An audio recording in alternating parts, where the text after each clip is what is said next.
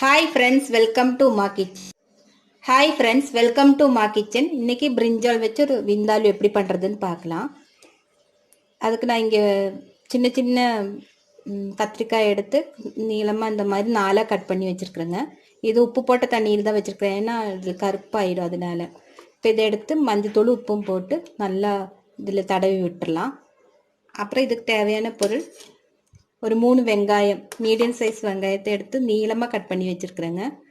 இந்த மாதிரி வெங்காயம் எடுத்து சன்னமாக கட் பண்ணி வச்சுருக்கிறேன். ஒரு 3 தக்காளி எடுத்து இந்த மாதிரி மீடியம் சைஸ் தக்காளி எடுத்து இங்கே ஜூஸ் எடுத்து வச்சுருக்கேங்க. அதோட பல்ப் எடுத்து வச்சுருக்கிறேன். இதுக்கு நான் புளி போடல, அதுக்கு பதிலாக 1 டேபிள் ஸ்பூன் அளவுக்கு வினிகர் ஆட் பண்ணுறேன். உங்களுக்கு வினிகர் ஆட் பண்ண வேண்டாம்னா நீங்கள் புளி ஆட் பண்ணிக்கோங்க.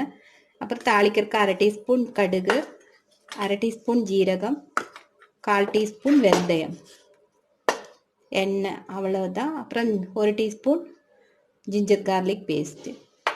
காரத்துக்கு மிளகாத்தூள் நம்மளுக்கு காரம் எவ்வளோ வேணுமோ அதுக்கு தகுந்த மாதிரி போட்டுக்கலாம். அது காஷ்மீரி மிளகாத்தூள், நான் அதனால் 1/2 டீஸ்பூன் போடுறேன். காரம் பார்த்து போட்டுக்கலாம்.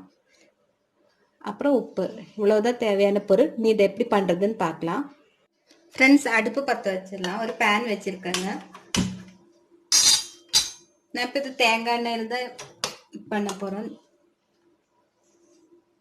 1 டேபிள் ஸ்பூன் அளவுக்கு எண்ணெய் ஊற்றிடலாம். இது கொஞ்சம் சூடாகட்டும். இப்போ நல்லா ஹீட் ஆகிடுச்சு ஆயில். இதில் மஞ்சத்தூள் உப்பும் தடவின அந்த கத்திரிக்காயை ஆட் பண்ணிக்கலாம். நல்லா ஃப்ரை பண்ணிடலாம். மஞ்சத்தூள் இதில் போட்டதுனால நான் குழம்புல ஆட் பண்ணுறது இல்லைங்க. இதில் இருக்கிற மஞ்சத்தூளை போதும். இது கொஞ்சம் நல்லா ஃப்ரை ஆகட்டும். வெயிட் பண்ணலாம்.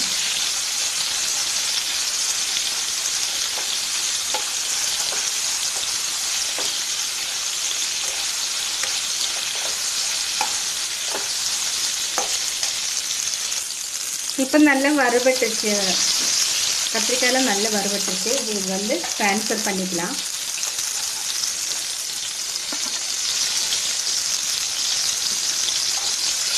இதிலே ஆயில் இருக்குது. இதிலே வெங்காயத்தை நல்லா ப்ரௌனிஷாக வறுத்துடலாம்.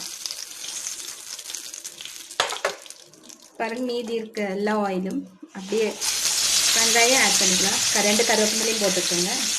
நல்லா கோல்டன் ப்ரௌன் ஆகிற வரைக்கும் வறுத்துடலாம். இதில் கொஞ்சமாக சால்ட் ஆட் பண்ணால் நம்மளுக்கு சீக்கிரம் ஃப்ரை ஆகும்.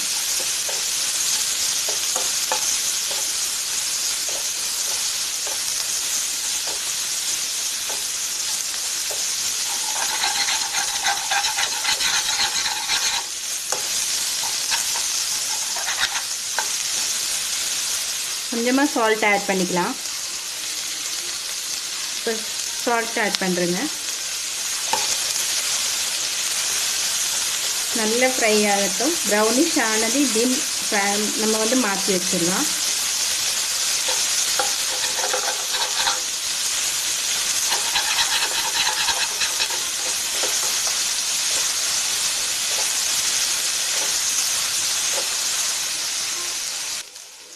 ஃப்ரெண்ட்ஸ், இப்போ வெங்காயம் நல்ல கோல்டன் ப்ரௌனிஷ் ஆகிடுச்சு. இப்படி மாற்றி வச்சிடலாம்.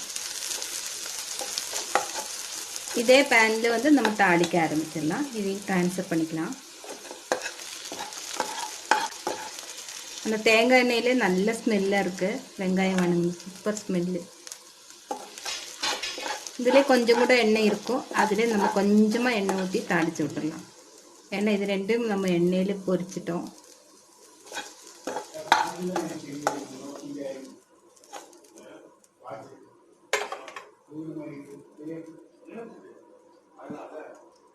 இப்போ கொஞ்சமாக எண்ணெய் ஊற்றிடலாம்.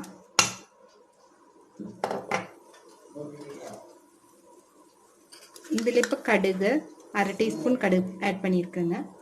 பொரியட்டும்.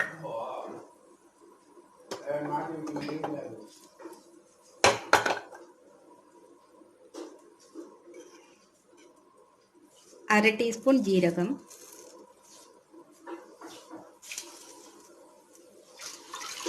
1/4 டீஸ்பூன் வெந்தயம்,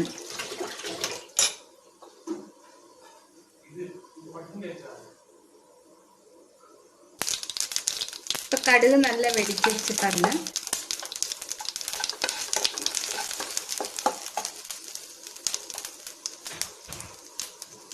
இதில் ஒரு டீஸ்பூன் இஞ்சி பூண்டு ஆட் பண்ணிக்கலாம்.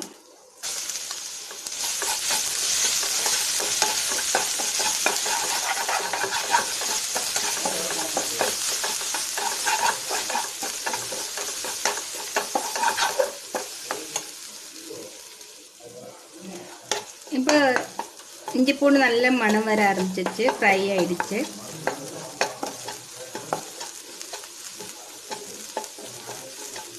இதில் தக்காளி பல்ப் எடுத்து வச்சுருக்கோம் இல்லைங்களா, அதை ஆட் பண்ணிக்கலாம்.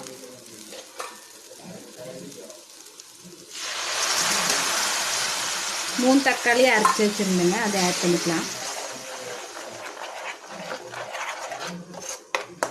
இதில் நம்மளுக்கு தேவையான அளவு மிளகாத்தூள், உப்பு ஆட் பண்ணிக்கலாம். இது ரெண்டும் ஆட் பண்ணிக்கலாம். இந்த சின்ன ஸ்பூனாக இருக்குங்காட்டி நான் 1.5 டீஸ்பூன் போடுறேங்க. உங்களுக்கு காரத்துக்கு தகுந்த மாதிரி போட்டுக்குங்க. நல்லா சுண்டட்டும், அந்த பச்சை ஸ்மெல்லாம் போகட்டுங்க. இப்போ தேவையான அளவு உப்பு ஆட் பண்ணிக்கலாம்.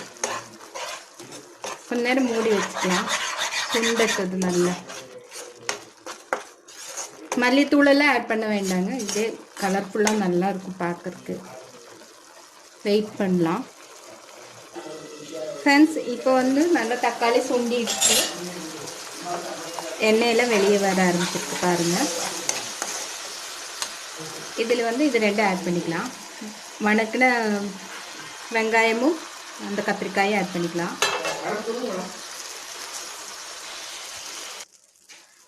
இதில் இப்போ 1 டேபிள் ஸ்பூன் அளவுக்கு இந்த வினிகர் ஊற்றிடலாம்.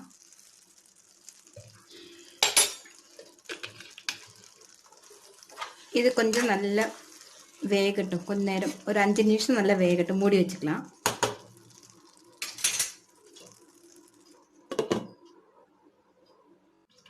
இப்போ கத்திரிக்காய் வெந்துச்சான்னு பார்க்கலாங்க. 10 நிமிஷம் நான் ஸ்லிம்மிலே வச்சுருந்தேன். கம கமன்னு நல்ல மணமாக இருக்குது, சூப்பராக வெந்திருக்கு பாருங்கள். எண்ணெயெல்லாம் வெளியே வந்துடுச்சு.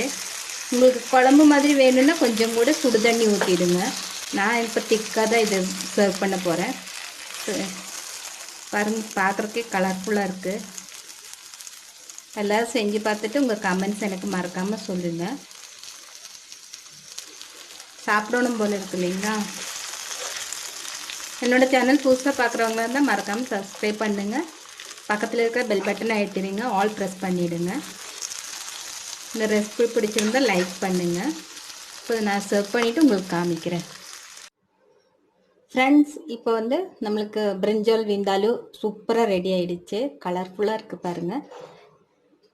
இந்த வீடியோ பார்த்ததுக்கு ரொம்ப ரொம்ப தேங்க்ஸ்.